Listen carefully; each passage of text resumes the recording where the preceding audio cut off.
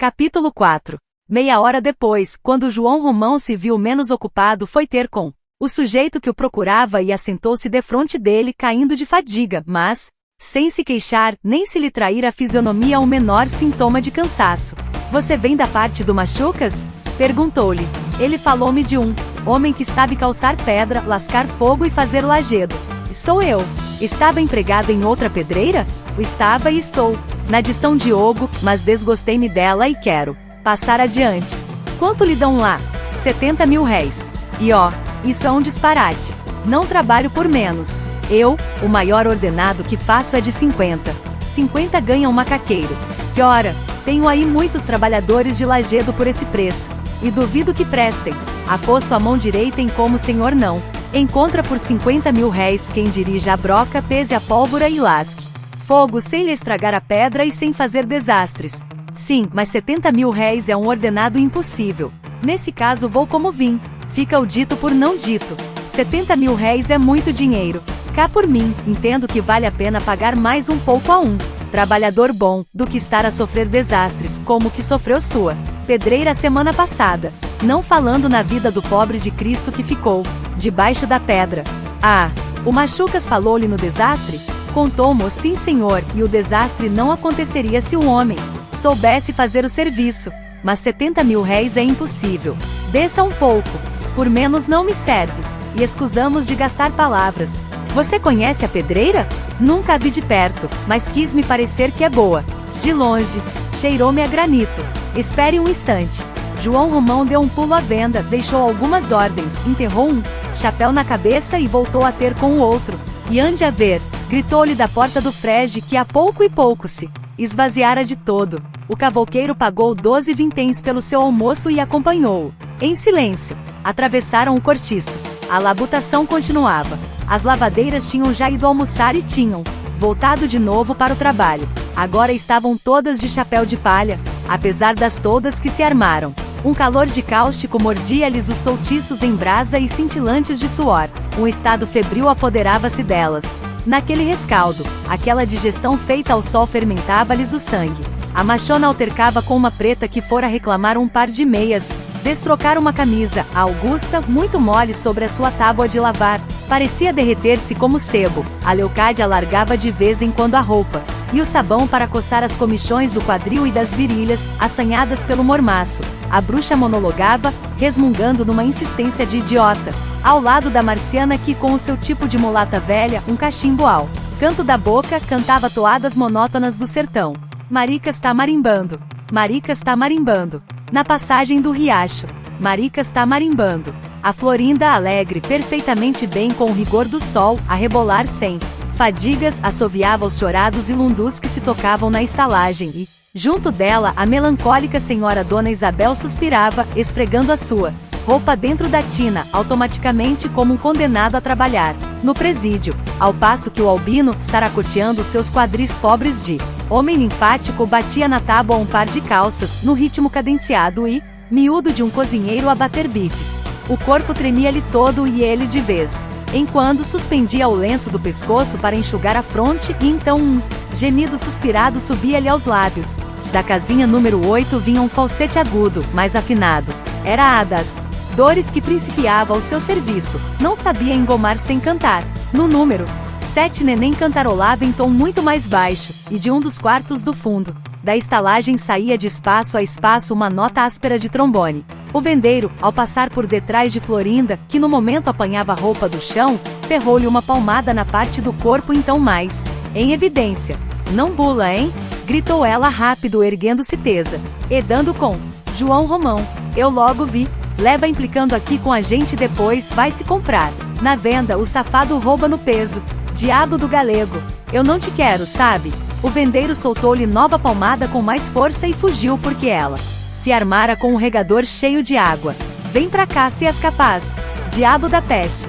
João Romão já se havia afastado com o cavouqueiro. Senhor, tem aqui muita gente. Observou-lhe este. E ó, fez o outro sacudindo os ombros e disse depois com empáfia. Houvesse mais 100 quartos que estariam cheios. Mas é tudo gente séria. Não há chinfrins nesta estalagem. Se aparece uma rusga, eu chego e tudo acaba logo. Nunca nos entrou cá a polícia, nem nunca a deixaremos entrar. E olhe que se divertem bem com as suas violas. Tudo gente muita boa. Tinham chegado ao fim do pátio do cortiço e depois de transporem uma porta que se fechava com um peso amarrado a uma corda, acharam-se no capinzal que havia antes da pedreira. Vamos por aqui mesmo que é mais perto, aconselhou o vendeiro. E os dois, em vez de procurarem a estrada, atravessaram o capim quente e trescalante. Meio-dia em ponto. O sol estava a pino, tudo reverberava a luz irreconciliável de dezembro num dia sem nuvens. A pedreira em que ela batia de chapa em cima cegava a olhada de frente. Era preciso martirizar a vista para descobrir as nuances da pedra, nada mais que uma grande mancha branca e luminosa terminando pela parte de baixo no chão coberto de cascalho miúdo, que ao longe produzia o efeito de um betume cinzento, e pela parte de cima na espessura compacta do arvoredo, onde se não distinguiam outros tons mais do que nódoas negras, bem negras, sobre o verde escuro. À proporção que os dois se aproximavam da imponente pedreira, o terreno ia se tornando mais e mais cascalhudo, os sapatos enfarinhavam-se de uma poeira clara. Mais adiante, por aqui e por ali, havia muitas carroças, algumas em movimento, puxadas a burro e cheias de calhaus partidos. Outras já prontas para seguir, à espera do animal, e outras enfim com os braços para o ar, como se acabassem de ser despejadas naquele instante. Homens labutavam. À esquerda, por cima de um vestígio de rio, que parecia ter sido bebido de um trago por aquele sol sedento, havia uma ponte de tábuas, onde três pequenos, quase nus, conversavam assentados, sem fazer sombra, iluminados a prumo pelo sol do meio-dia. Para diante, na mesma direção, corria um vasto telheiro velho e sujo, firmado sobre colunas de pedra tosca. Aí, muitos portugueses trabalhavam de canteiro ao barulho metálico do picão, que feria o granito. Logo em seguida surgia uma oficina de ferreiro toda atravancada de destroços e objetos quebrados, entre os quais avultavam rodas de carro. Em volta da bigorna dois homens, de corpo nu, banhados de suor e alumiados de vermelho como dois diabos, martelavam cadenciosamente sobre um pedaço de ferro em brasa, e ali mesmo, perto deles, a forja escancarava uma goela infernal, de onde saíam pequenas línguas de fogo, irrequietas e gulosas. João Romão parou à entrada da oficina e gritou para um dos ferreiros: "Ó Bruno, não se esqueça do varal da lanterna do portão." Os dois homens suspenderam por um instante o trabalho. "Já lá fui ver", respondeu Bruno. "Não vale a pena consertá-lo, está todo comido de ferragem. Faça-lhe um novo, que é melhor. E pois veja lá isso, que a lanterna está a cair." E o vendeiro seguiu adiante com o outro, enquanto atrás recomeçava o martelar sobre a bigorna. Em seguida via-se uma miserável estrebaria, cheia de capim seco e excremento de bestas, com lugar para meia dúzia de animais. Estava deserta. Mas, no vivo fartum exalado de lá, sentia-se que fora habitada ainda aquela noite. Havia depois um depósito de madeiras, servindo ao mesmo tempo de oficina de carpinteiro, tendo à porta troncos de árvore, alguns já serrados, muitas tábuas empilhadas, restos de cavernas e mastros de navio. Daí à pedreira restavam apenas uns 50 passos e o chão era já todo coberto por uma farinha de pedra moída que sujava como a cal. Aqui e ali por toda a parte encontravam-se trabalhadores, uns ao sol, outros debaixo de pequenas barracas feitas de lona ou de folhas de palmeira. De um lado cunhavam pedra cantando, de outro a quebravam a picareta, de outro afeiçoavam lajedos à ponta de picão, mais adiante faziam paralelepípedos a escopro e macete, e todo aquele retintim de ferramentas, e o martelar da forja, e o coro dos que lá em cima brocavam a rocha para lançar-lhe fogo, e a surda zoada ao longe, que vinha do cortiço como de uma aldeia alarmada. Tudo dava a ideia de uma atividade feroz, de uma luta de vingança e de ódio. Aqueles homens gotejantes de suor, bêbados de calor, desvairados de insolação, a quebrarem, a espicaçarem, a torturarem a pedra, pareciam um punhado de demônios revoltados na sua impotência contra o impassível gigante que os contemplava com desprezo imperturbável a todos os golpes e a todos os tiros que lhe desfechavam no dorso, deixando sem um gemido que lhe abrissem as entranhas de granito. O membrudo cavouqueiro havia chegado à fralda do orgulhoso monstro de pedra, tinha-o cara a cara, mediu-o de alto a baixo, arrogante num desafio surdo. A pedreira mostrava nesse ponto de vista o seu lado mais imponente.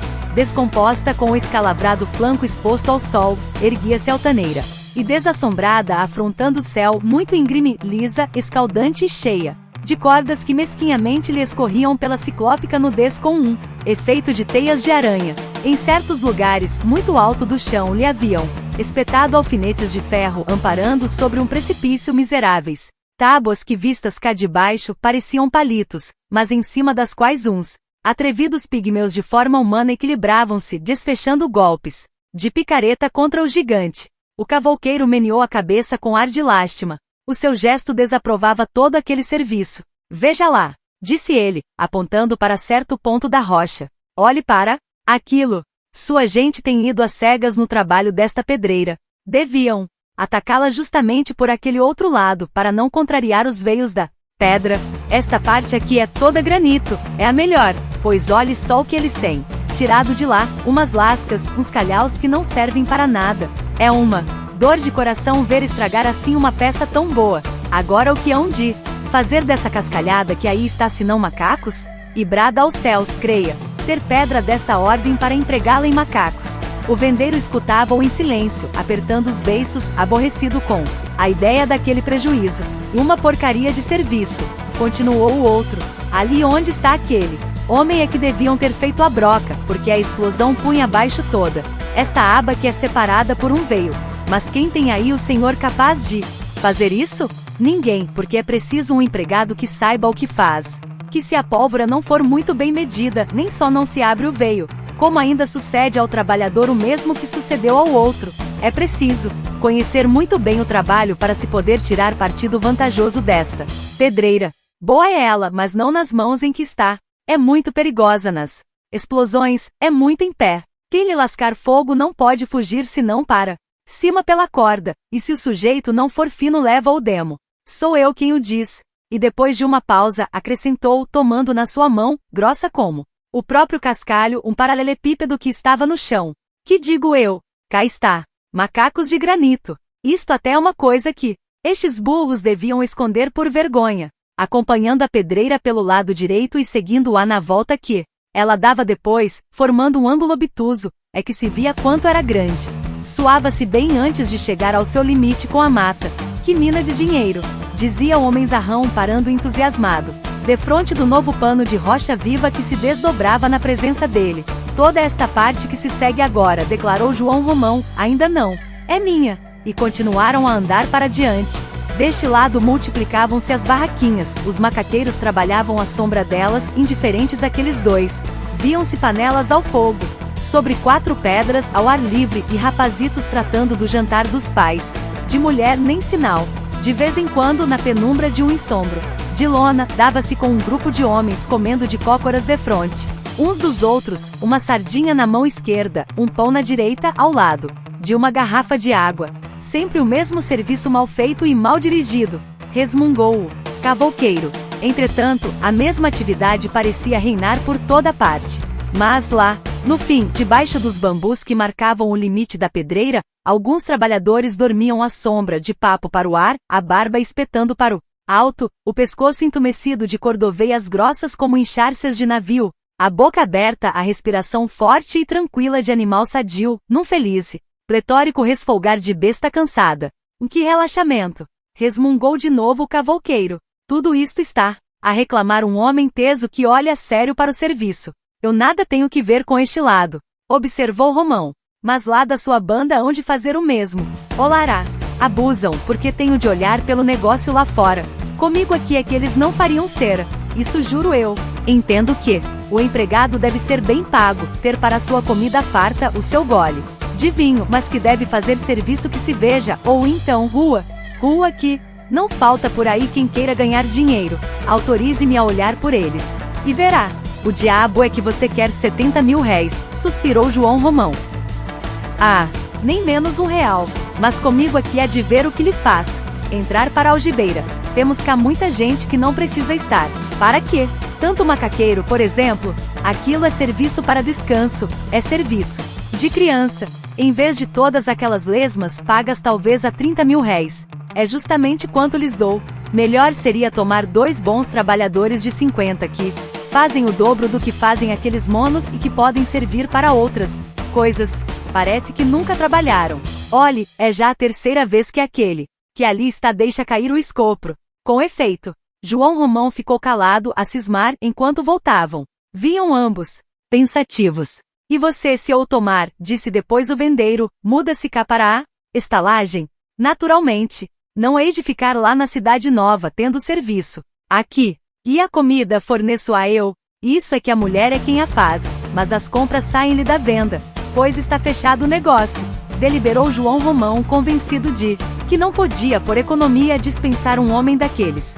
E pensou lá, de si para si, os meus 70.000 réis voltar-me-ão à gaveta. Tudo me fica em casa. Então estamos entendidos? Estamos entendidos. Posso amanhã fazer a mudança? Hoje mesmo, se quiser. Tem um cômodo que lhe há de calhar. É o número 35. Vou mostrar. E aligeirando o passo penetraram na estrada do Capinzal com direção ao fundo do cortiço. Ah, é verdade. Como você se chama? Jerônimo, para o servir. Servir a Deus. Sua mulher lava? É lavadeira, sim senhor. Bem, precisamos ver-lhe uma tina. E o vendeiro empurrou a porta do fundo da estalagem, de onde escapou, como de uma panela fervendo que se destapa, uma baforada quente vozeria. Tresandante a fermentação de suores e roupa ensaboada secando ao sol.